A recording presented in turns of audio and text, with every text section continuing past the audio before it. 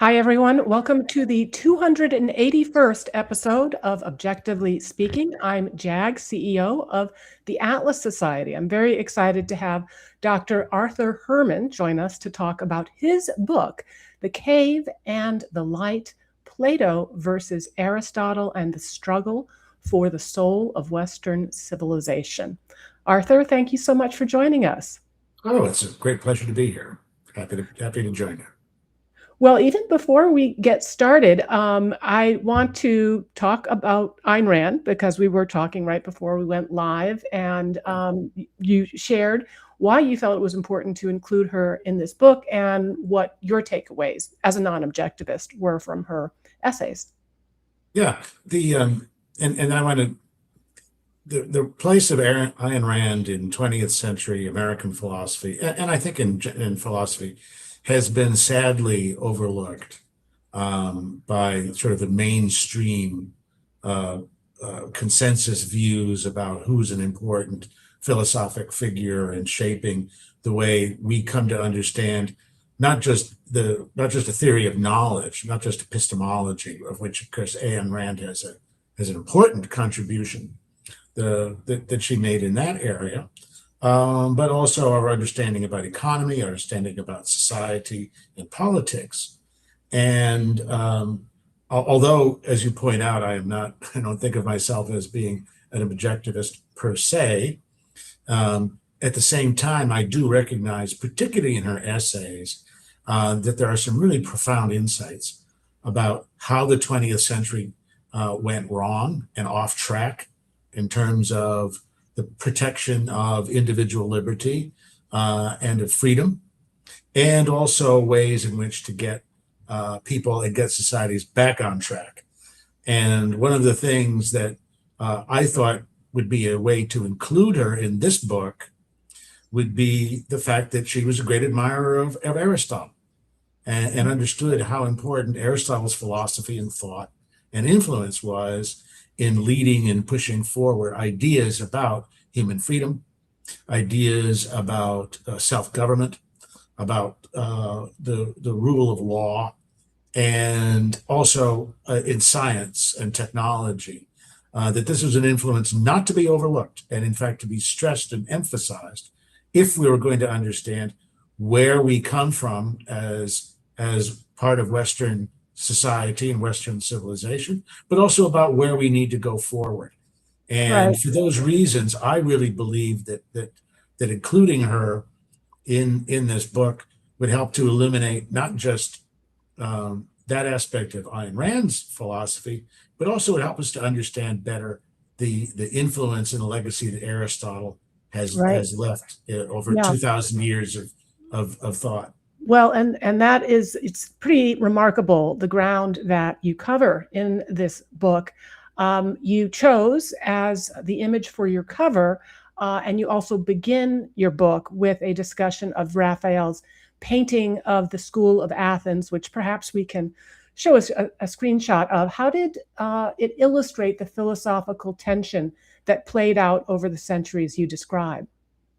Well, if by looking at the picture, what you see right away is that what Raphael has done is given you an all-star cast of the ancient philosophers, and some of the figures that we would recognize right away in terms of their names like Euclid and like Protagoras, and a whole range of all the different schools of philosophy that the Renaissance had come to recognize were foundational for understanding the world, understanding society, and understanding the cosmos. At the center of this representation, this all-star cast, are the two heaviest hitters of them all, Plato and Aristotle. And the contrasting pose that they strike, Plato with one hand raised upward, heavenward, pointing to transcendent the world of the transcendent, of ideas, and of ideal view and vision. And then Aristotle next to him with a hand held in a moderating gesture, bringing us back down to earth, bringing us back to reality, if you like, as we experience it, as we know it in this world. And those two views of how human beings should come to understand their place in the world, but also the very nature of the world, are reflected in those two gestures. On the one hand, looking towards a transcendent vision, an all-encompassing vision that includes an all-encompassing and all-powerful God, and the influence of Plato on Christianity, which I talk about in the book, is enormous. And then Aristotle, on the other hand, reminding us that whatever our aspirations to reach towards heaven, towards the transcendent, that there's whole other level of reality with which we have to deal and make ourselves familiar and create an order, a rational order for understanding. And that's Aristotle's great contribution over the centuries. You describe the trial and death of Socrates, who famously said, "True philosophers make dying their profession." What did he mean by that, and how did this teaching influence his disciple, Plato? Well, Socrates is Plato's great teacher, his mentor. And he is the central character in all of the dialogues that Plato wrote. Even though the dialogues are a reflection of an exposition of Plato's own philosophy and thought on just about everything, from politics and society and ethics to theories of knowledge, to the very nature of the cosmos in the great and highly influential dialogue called the Timaeus, which really gives us Plato's vision of how the cosmos itself, the universe itself, was created and came into form. But the person who speaks for Plato throughout the dialogues is the figure of Socrates, his revered teacher. Revered teacher, by the way, by many of the young men living in Athens at the time in the 5th century. And the fact that Socrates is questioning, relentless questioning, of conventional ideas about democracy, about the moral life, his relentless pursuit of truth in an absolute, unquestionable sense that eventually led him into conflict with the political authorities and eventually to his execution. Right. Left a deep imprint on Plato. And what particularly shook Plato and all of the figures, when you read the dialogue in which he describes it, is that Socrates, far from being horrified or fearful of death as his punishment for his unconventional and outspoken views, that he, in fact, through the process of understanding the world, had come to a reconciliation with death. And that what would happen in Socrates' view, as reflected in the dialogue, is that he then will pass on from this life into the next life, in which all of the universal truths, all the profound understanding of the world of everything will finally be revealed to him, the realm of the forms, as Plato calls it here. And so death, far from being the end of things, Jack, it's the beginning of things from the Socratic point of view. And for Plato, that idea of pushing forward into the transcendent, to go beyond our mundane world here into another level of reality, another level of truth, would always be a driving force in his thought and ideas, and an enduring part of his legacy, all through Western thought and Western culture. So speaking of throughout Western culture, Ayn Rand observed Aristotle may be regarded as the cultural barometer of Western history. Whenever his influence dominated the scene, it paved the way for one of history's brilliant eras. Whenever it fell, so did mankind. Does your reading of history agree with that assessment? In many ways it does, and I think that she's got her finger on an important part of the ups and downs, if you like, of the reputation of both of these philosophers, both of Plato and also of Aristotle, which I chronicle and describe here in the book, Craving the Light, that there are certain times in history in which Plato is the dominant figure. And the ideas of Plato, particularly, again, that idea of that our lives and our the deepest meaning is to be pursued by a pursuit of transcendent truths, including, of course, our understanding of God. Or on Aristotle's side, no, what we really need to do before we get involved with all that is to figure out how the world works around us, the reality of other people, of the society we live in, of nature, and that understanding that rational order and bringing an understanding and organization for it is the first step towards an ascent towards higher and higher truths and a higher and higher understanding. And so in the early part of the Middle Ages, you have this enormous interest in Plato because of his consistency with and sympathetic views with those of Christianity. And he becomes a major figure in helping to shape and direct Christianity into the mainstream of Western culture, Western civilization. Then you have Aristotle and his interest in logic and in science, and the writings that he leaves will then have another layer of influence on Western culture and Western civilization. And in what I point out in the book is that at certain key turning points in history, as for example in the Renaissance, and also later on in the 19th century, that what we see is the confluence of both of these influences coming together here, in which in each age comes to recognize that each philosopher in their approach and understanding of philosophy and our place in the world, that each of them have a validity. Each of them sheds an important light on our experience and on our world, but that there is always this constant dynamic tension between the two. That the Platonist and the Aristotelian will never quite agree on everything, but that when that dynamic tension is part of the dynamic that drives and pushes the progress and the developments that we see as being so essential to the development of Western civilization. Ayn Rand also said that, quote, Aristotle is the father of individualism. Is that because he was the first thinker to make the individual human being, his reason, his life, his flourishing, the starting point of his philosophy? Well, you could say that about Plato too. I mean, Plato, after all, is thinking about us as individuals and how we come to understand the world around us. The difference is, in Plato's case, is that his pursuit is the realm of truth is always transcendent. It's always lies beyond us.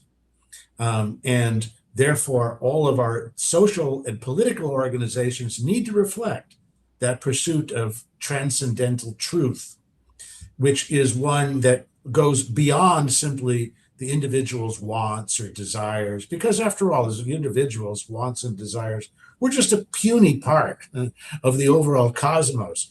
Our lives are a tiny reflection of this larger truth and larger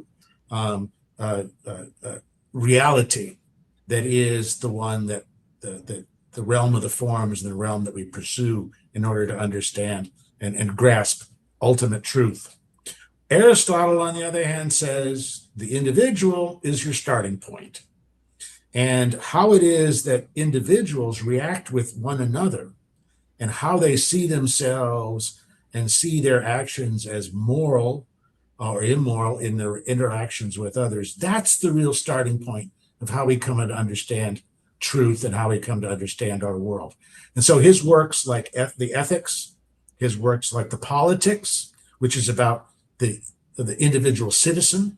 What's my role as a citizen? How is it that I can be a good citizen and contribute to the commonwealth, to the freedom and the rule of law that we all want to belong to and be involved in here? The focus is always on the individual's obligations, the individual's choices, the individual's destiny, in ways that in Plato's philosophy tends to fall to the background. It's the big ideas, it's the big institutions, it's the big truths that we pursue and that we go forward with. For Aristotle, what's your place in the world? How do you see it? And how do we make sure that you're acting in the best possible way according to the moral standards of your society and also the standards that govern all of human existence and human truth? All right, we've got a bit of a fan base of yours, Professor, here, including Kingfisher saying, a great historian with several excellent books on my shelf. And then we have a question from My Modern Galt. He asks, you frame Western civilization as a long struggle between Platonic idealism and Aristotelian realism. Do you think that is still true today? We seem to be in an age of pure irrationality. Well, yeah, and one of the themes of the latter part of the book is the rise of that irrationality as I talk about it, and the way it reflects the understanding of human character and human behavior and of politics before Plato and Aristotle appear on the scene. Really, the influence of the pre-Socratic philosophers. I talk about this with regard to Friedrich Nietzsche, for example, who was an admirer of neither Plato or Aristotle. The influence on philosophers like Georges Sorel. The growth of the interest in the irrational, which sets aside the Plato and Aristotle, and sets aside, therefore, that dynamic tension, right, between the two different ways of thinking about the world on a rational basis and acting in the world on that basis. If you shove those kinds of things aside, yeah, well, then you are going to end up in a realm which is governed by instinct, governed by pure emotion, right? If it feels good, go ahead and do it. If it feels bad, then go ahead and shoot somebody who's made you unhappy or made you feel threatened, has offended you in some kind of way.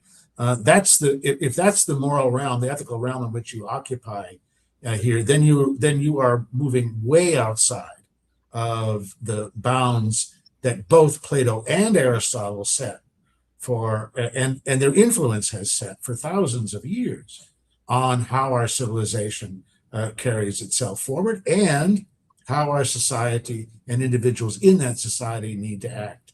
And from that point of view, the question that you've just raised is, yeah, and in many ways, and you read my book, there's aspects of Plato's philosophy which are not particularly good, particularly in the political realm. And Ayn Rand recognized that. And there are aspects of Aristotle's philosophy, but again, particularly in the political realm, that are to be celebrated and embraced. And Ayn Rand did that.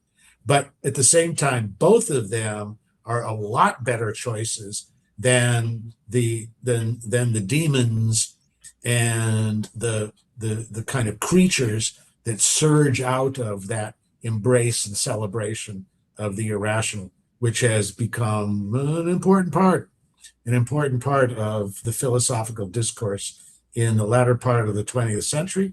People like Michel Foucault, for example, who I talk about in the book, but who've become, I think, misguided our future and misguided the way in which we think about the world and think about our own history and think about the very nature of civilization. You write that, quote, at one level, we are all become Platonists when we are conscious of our own shortcomings. What did you mean by that? I guess what I was saying there is that Plato is always aware of our own inadequacies as human beings. That's one of the things that leads us to and makes us yearn for those transcendent truths, to find a means by which we can be better than our current self. You know, the one that sits around in our pajamas and is on social media all day. That's not who you want to be. That's not who you are destined to become. You're destined to be better than that. You're destined to achieve something more, to have a destiny that points you towards not only acting as a moral being, but understanding the world in ways that give you a confidence and allow you to act with confidence and with a sense of purpose in the world. And in Plato's case, the way in which to pursue that was to look to those transcendent truths. Just as we would say in the Christian tradition, we look for that guide to better action in the Ten Commandments, in the dictates of Jesus as Christ's Savior. The larger truths that make our lives meaningful and allow us to act morally exist outside of ourselves and above ourselves, and we want to push ourselves forward here because we yearn for them. Plato's point is we yearn for those truths. Even the drug addict knows that the time that he or she spends with the needle, with the syringe, is wasted time, is a wasted life, and they understand that they want to reach for something bigger and better, even if they don't have the inner strength to do it. So Aristotle wouldn't disagree. Yeah. But what he would say is, if you look at yourself as you are, even you sitting in your pajamas in front of your computer screen, digging around in social media, there's a lot of that good person already there.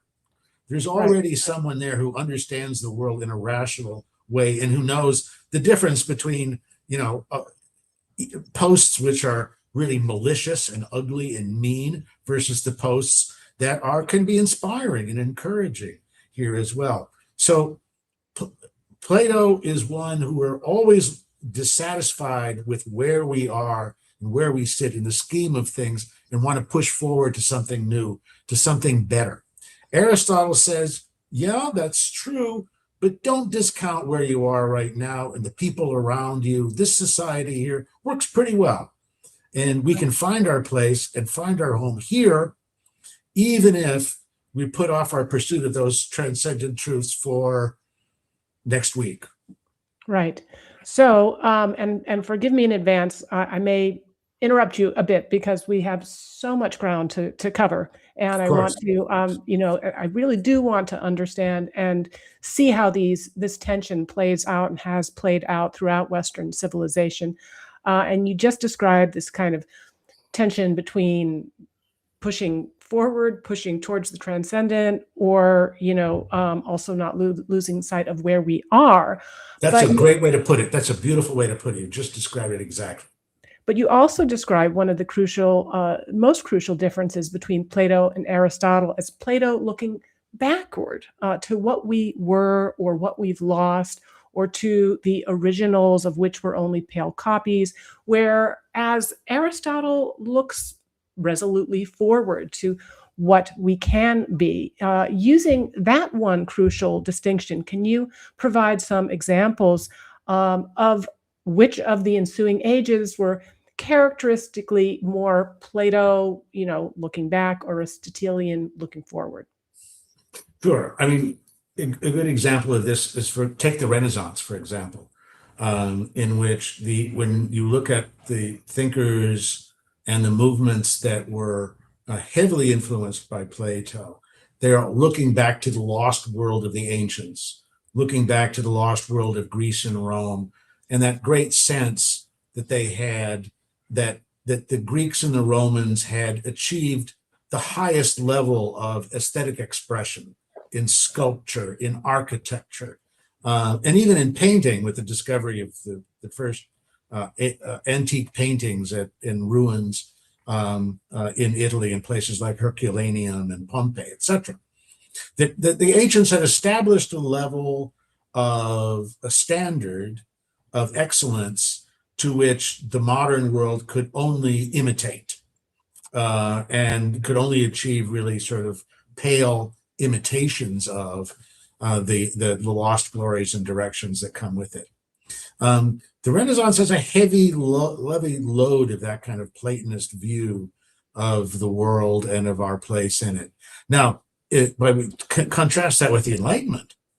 The Enlightenment, which, as I describe in the book, all the major Enlightenment thinkers in France, in Scotland, like Adam Smith, in America, like Thomas Jefferson, all of them took a very dim view of Plato. They all thought that his philosophy was one of a pursuit of these sort of, what shall I say, these kinds of mirages, these transcendent truths, this realm of the forms. Great waste of time, great waste of intellectual effort. Their man is Aristotle. And what they love about Aristotle is his stress on knowledge as a knowledge of things, a knowledge of nature and of science guiding us into what it is that we can achieve and develop in the future and move forward towards it. Aristotle's philosophy is always about a development, an evolution, if you like. And I describe in the book, for example, the way in which his view of form compared to Plato, that that we have that nothing starts from a level of perfection. Everything grows, everything moves organically. The puppy grows into a full-grown dog. The baby grows into a child and then grows into an adult. The tree grows from a sapling into a large spreading oak tree. That this process of change, of evolution, is a means by which we come to understand our purpose in the world. And so the way I would frame it is, in Plato's case, the world of change is one of a falling away from a standard of perfection. That the more stable, the more fixed in place for eternity, that's where truth lies. For Aristotle, everything is about change. We can't escape it. But what we find in change is not always a falling away and a decline and a collapse of standards. What we do find is new standards, a new way of moving forward. And that includes developments in science, developments in technology. Aristotle is the great prophet of the importance of technology and the shaping of human society and human economy here. And so what we really have is two different views of change. Either change is a falling away, a decline, if you were, versus a more optimistic, a more progressive view. A theory of decline versus a theory of progress. Plato versus Aristotle. It's a fundamental theme in their philosophy, but I would say also in their influence in the West. When it comes to politics, Aristotle looked to Athens as his basic political model. Plato looked to totalitarian and authoritarian Sparta. What does that tell you about the ethics of both philosophers? And is there a through line with the ideologies that seem more collectivist and seek more control and intrusion into human affairs? Now, if Plato were sitting here with us as part of our discussion, what he would say is, I think you've got Sparta totally wrong. Sparta is not a totalitarian society in any kind of way. It's a free Greek state. It's freedom. It's the life of the citizens. But the life of the citizen in a free society is one that needs to uphold those values and needs to be fixed on what it is that makes our society free and strong. And he admired the Spartans because they had eliminated from every other aspect of life those characteristics that detracted from the defense and protection of the freedom of Sparta. Now, from our point of view, we would call that, it certainly isn't a pluralistic view, right? All citizens must see the world and see their city-state the same way and serve it in the same way in battle as the Spartan males would do, or supporting the warriors in battle as Spartan women were expected to do. But for Plato, this was a form of freedom. This is the highest form of freedom, because those truths that underlie the Spartan model are the truths which are true for all time, and that give Sparta its freedom in this regard here. Aristotle takes a more pluralistic point of view. He says, no, the great thing about Athens is you've got rich and poor. You've got people pursuing different ends in life. Some are shopkeepers, some are landowners, some are working as mechanics and doing technical kinds of work. Some are studying philosophy, but all of them come together to make decisions in unison in the political realm, however different their lives are outside of politics. Right. Now, that's a much closer to our modern idea of democracy than Plato's idea, which is that politics, in the support for the highest vision of politics, must govern everything that we do and everything that we come to understand. And Right. that model for understanding politics becomes a very powerful and even rather dangerous one when it becomes linked to the power of the modern state and the modern science. And Right. so this is why the identification, which Ayn Rand would do it very clearly, between the Platonic view of how politics is to function, in which all the citizens are unified together in their purpose and in their meaning and in their actions together, and the way in which we see citizens in the Soviet Union, in Nazi Germany, in the Islamic Republic of Iran, as being therefore a path road to tyranny. And another very important philosopher of this last century, who I got to meet actually when I was studying at the University of London, Karl Popper, has very powerful books, 2-volume work on Plato's baleful influence on political thought in the 20th century. I talk about that in the course of the book. And again, the battle lines between Aristotle's view of democracy and Plato's view of how democracy should function are important break lines, important differences in their influence and in their thought. Was Plato's Republic the first communist state? In some ways, I think that that's probably true, at least in writing.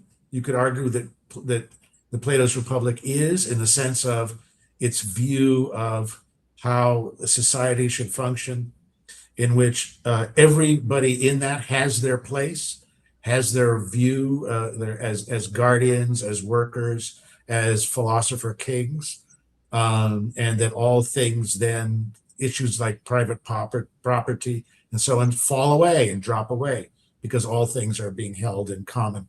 His real model, again, though, however, was Sparta, which was not in a technical sense or in a modern sense communist, but the influence of the Republic as a model for how to organize our political systems and build them, I think, is one that has a lot of affinities with the development of communism in the 19th and then in the 20th centuries. No doubt about that. Anne has a question for you. Did some Protestants turn on Aristotle when he was used to invoke orthodoxy, falling bodies falling at different rates, which people like Galileo challenge? You write, quite a bit about Plato and the early influence that he had, and then, of course, Aristotle with the more scholastic influence. And then, so maybe talk a little bit about the Martin Luther and the Reformation and how that fit into this ongoing tension. It's a very good question to raise, because a large part of the Reformation movement was a rejection of the influence of Aristotle as it was embodied in medieval scholasticism.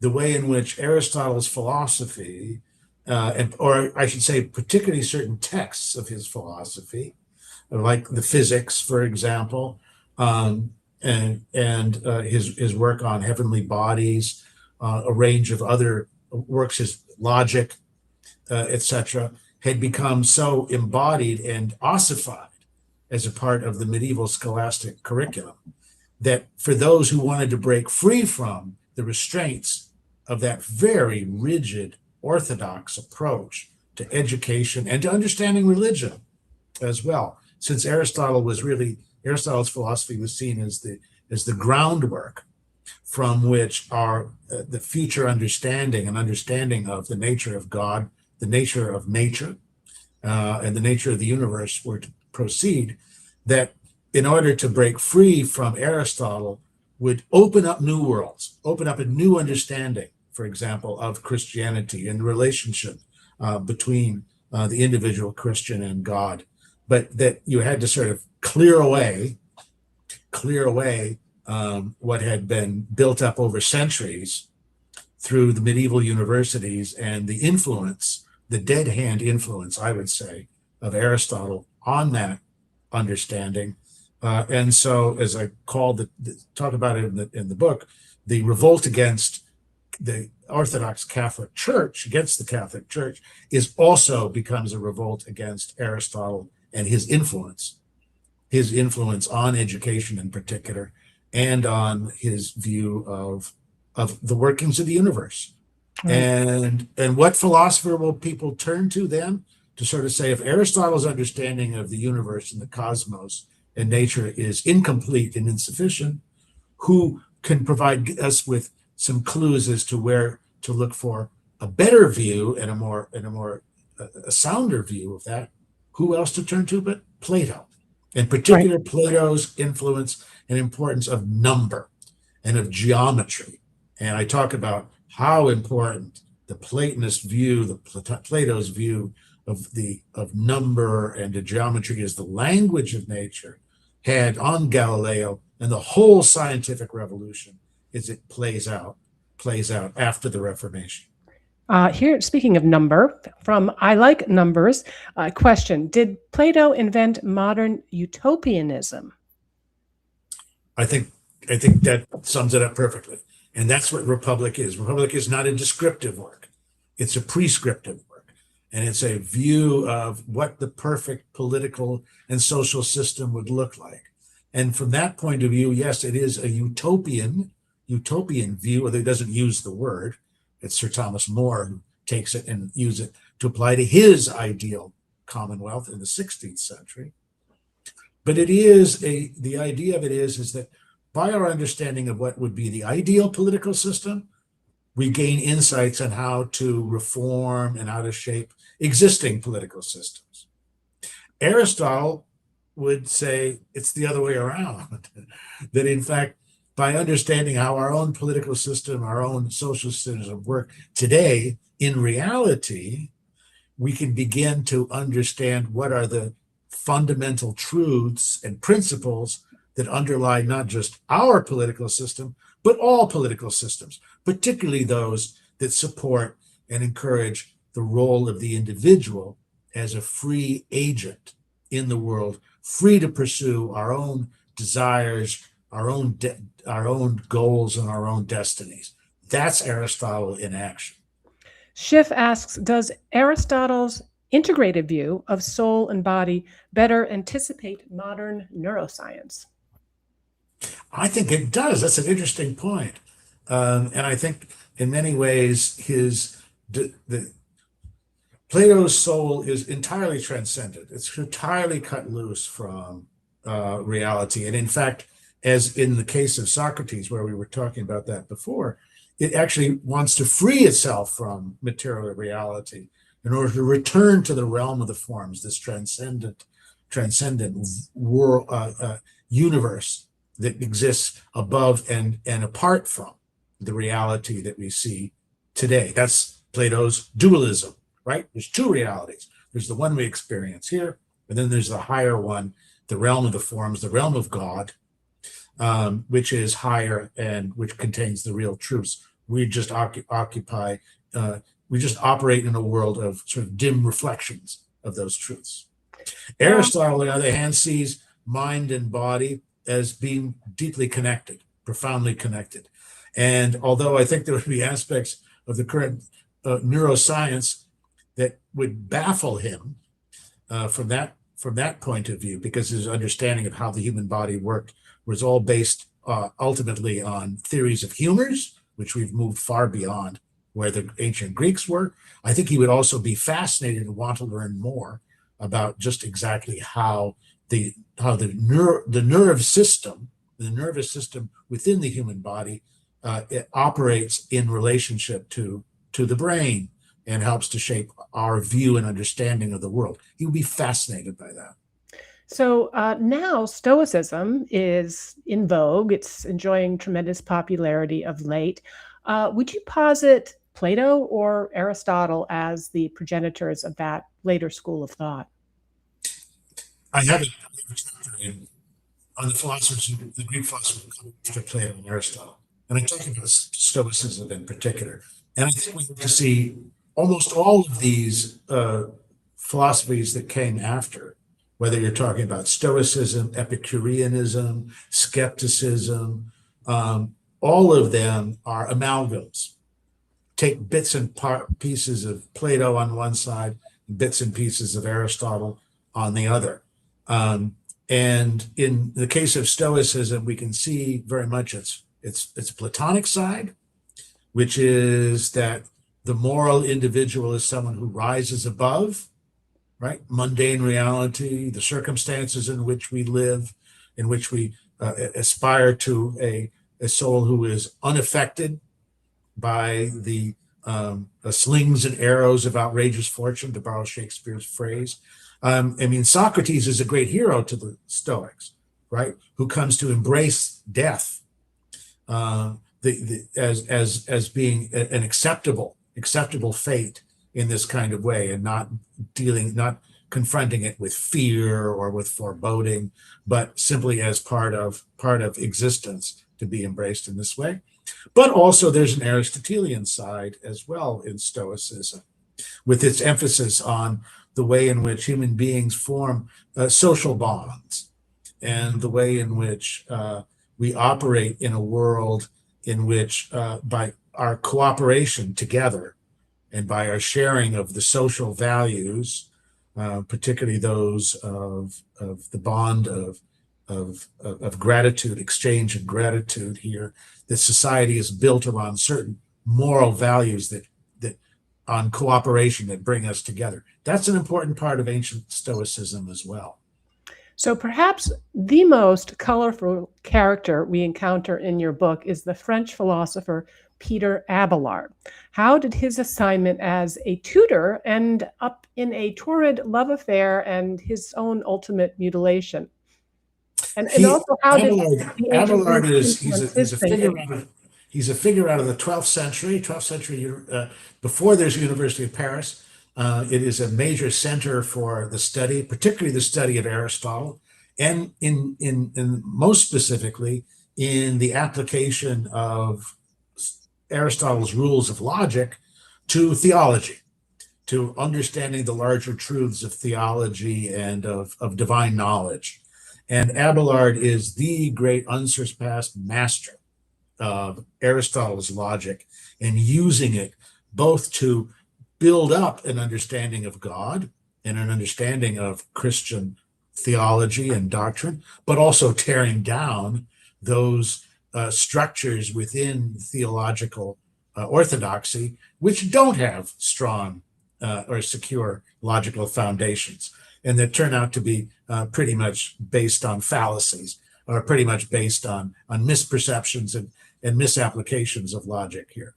And the result is that he became a magnet for students in 12th century Paris, who couldn't clamor to get into his classes and clamored to sit in his spellbind. He must have been a spellbinding lecturer, quite apart from the intellectual rigor of what he was doing and what he was engaged in, breaking everything down in its logical formulae like this. But at the same time, too, he was a man. He was a superstar, but he was also a man. And one of his most important students and favorite students, Abelard, a bright young girl, full of energy and enthusiasm and talent, Eloise, right? Precociosity. And so they have a love affair. And they have a love affair, torrid, we would say, love affair.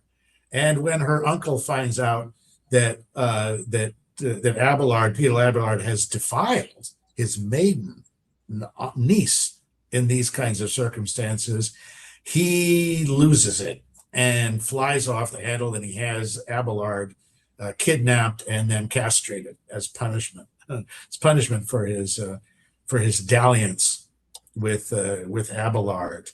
And it is, of course, one of the great torrid love stories of medieval history and medieval literature. In many ways, Eloise and Abelard, that love-hate relationship that develops within them, and that ultimately costs Peter Abelard not only his manhood, but also his reputation at the same time, as he withdraws into a monastery and becomes, in a sense, a shadow of his former self. It's a devastating end to a brilliant, spectacular career But it also, at the same time, and this is the thing I want to stress, Jack, what it also does is illustrate the degree to which the thirst for knowledge in a city like Paris in the 12th century, for ways to understand that the world, ways to understand even theological truths and Christianity itself, that were opened up by bringing the logical rules and understanding that Aristotle had created in his works more than 1,000 years before, of just how important, how influential that was, that such a person as Peter Abelard could become the great superstar of 12th century Paris. A rock star, philosophical rock star. And speaking of Without a another doubt. philosophical rock star, we recently interviewed Johann Norberg about his book Peak Human, which covered the rise and fall of various golden ages throughout history, including the Islamic golden age as manifested in the Abbasid Caliphate of the 12th century. One key figure during that time was Averroes. What do we know about him and his role in trying to reconcile Aristotle's teaching with Islamic thought? I'm not someone who's going to be able to speak very much about Averroes' influence in Islamic thought. That's not my what the book is about, or I can really talk about with any great authority. What I can mention is Averroes' enormous influence on Western thought, because he is one of the key conduits for the Middle Ages coming to understand the thought of Aristotle. We have to understand that in the Dark Ages, the understanding of Greek and Greek texts in the West had virtually disappeared. And it was only through the translations of Greek works by Arab commentators like Averroes, which were then translated into Latin and became disseminated within the Christian intellectual frame, that it's only in there in the 12th and in the 13th centuries that these Aristotle's ideas and many of the Plato's dialogues were known at all in the West. And so Averroes becomes the great champion of so many of the key ideas of Aristotle, including Aristotle's logic, which has an enormous influence in not just on a figure like Peter Abelard, but also culminating in a great synthesizing thinker like Thomas Aquinas. And right. Thomas Aquinas' ability and agility in being able to bring Christian and Plato and Aristotelian thought together into a magnificent synthesis, it makes it one of the great, his Summa Theologica, one of the great masterpieces of Western thought. I would even say of Western art in many ways, because of the architecture, the magnificent intellectual architecture that underpins it and that develops it with it here. Aquinas occupies a very interesting place in all this, because he was in many ways an important starting point for me in writing this book. And we haven't really had a chance to talk about how did you end up writing a book like this? And that, well, I think is something that was striking. It was quite the undertaking, so I am curious, and I'd like to hear what was the impetus. Well, I'll tell you what, I'm going to be straightforward and honest with you and your audience about all of this. I got interested in writing this book as a way to refute the thought of a 20th century philosopher whom I particularly dislike, whose name is Leo Strauss. And Leo Strauss and his disciples are always ones who insist upon how much superior ancient thought, particularly ancient Greek thought, is and was to modern political thought and understanding. The Straussian approach, the Leo Strauss approach, is always emphasizing the wisdom of the Greeks. The Greeks have this great understanding of politics and society and ethics here that answered all the fundamental questions, are all contained in the wisdom of the Greeks and the works of Plato and Aristotle. And the Greeks all sort of come together as this sort of this great mass of all wise, all seeing, all understanding philosophers here. And for Leo Strauss, all of that great understanding all culminates with Thomas Aquinas. And all the thought that comes after Thomas Aquinas is all downhill. And the philosopher particularly detests Machiavelli is, from his point of view, just a signal of just how the West and Western thought had fallen away from the wisdom of the Greeks. Now, to me, yeah, the Greeks are great, but they didn't know everything. They didn't understand everything. And far from being united in their understanding of the world and their understanding of politics and of ourselves as ethical beings, they were sharply divided, particularly Plato and Aristotle. Their philosophies are incompatible, and they see the world in totally different and opposite ways.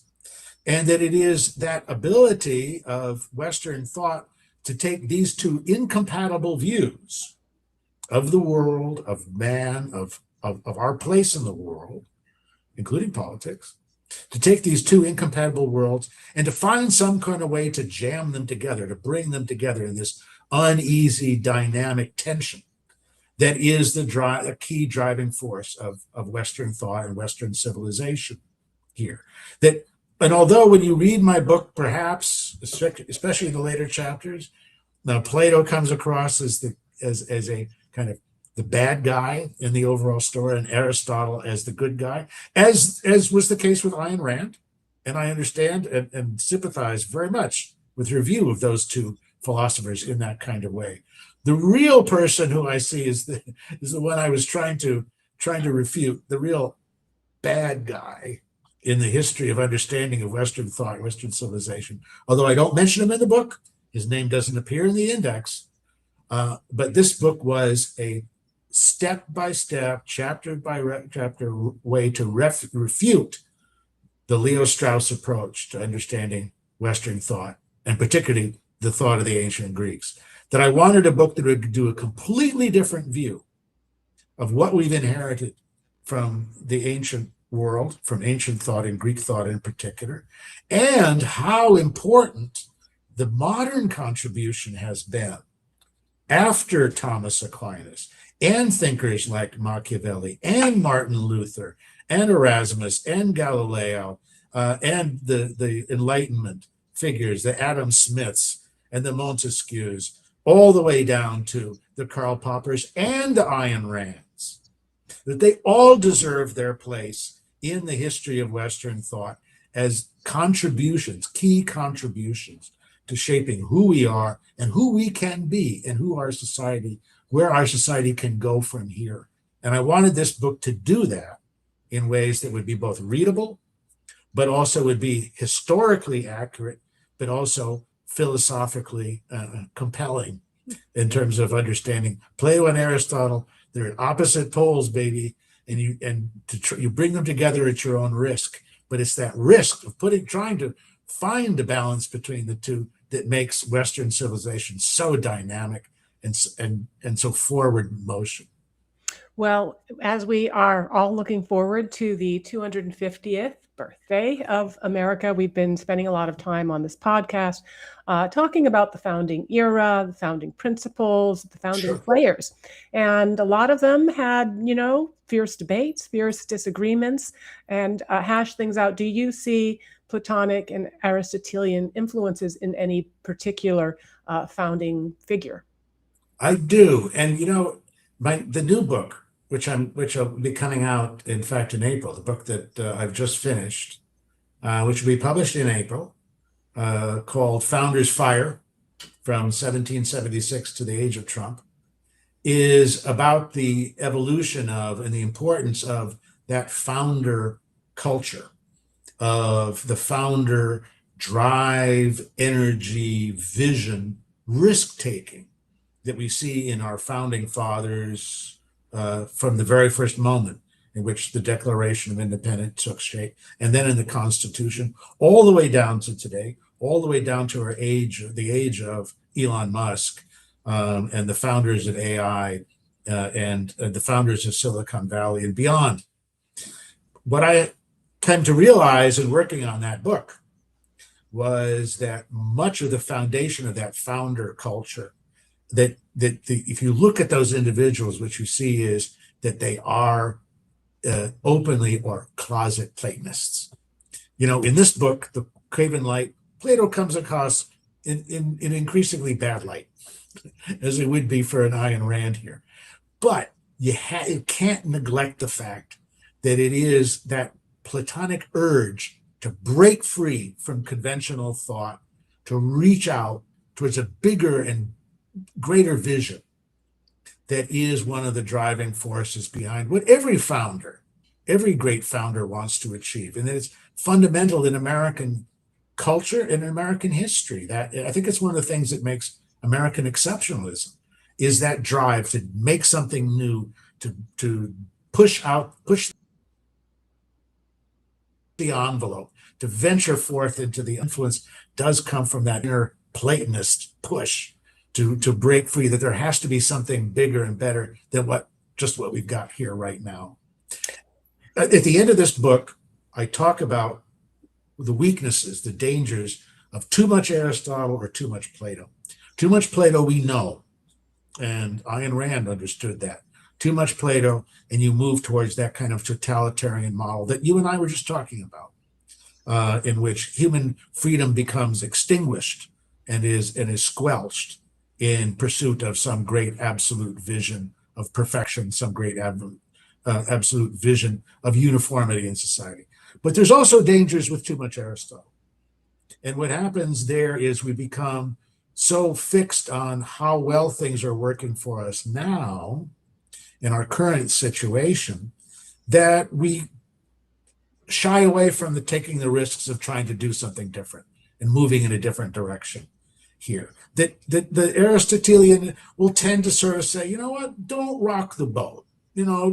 Okay, things could be better, but could get worse. Don't take those kinds of risks here. Stick to your knitting. Stay in your lane. The people around you seem to understand even much better than you do how things really work, and you should follow their lead in that direction. That's the kind of impulse towards a complacency, towards inertia. It's one that becomes embedded, in bureaucracies, whether it's governments or corporations or institutions like universities.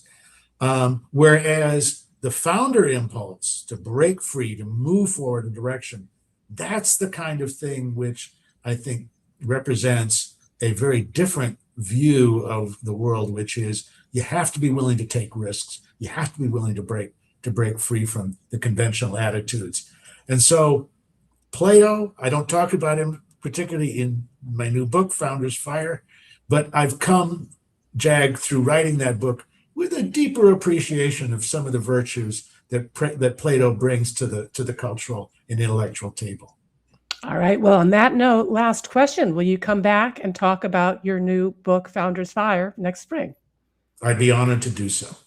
Wonderful. Well, it's been fantastic speaking with you. I want to recommend your book. It also has a wonderful Audible version, and I always appreciate that as somebody who has to get through at least a couple of books a week. So really appreciate your time and this magnificent achievement. So thank you.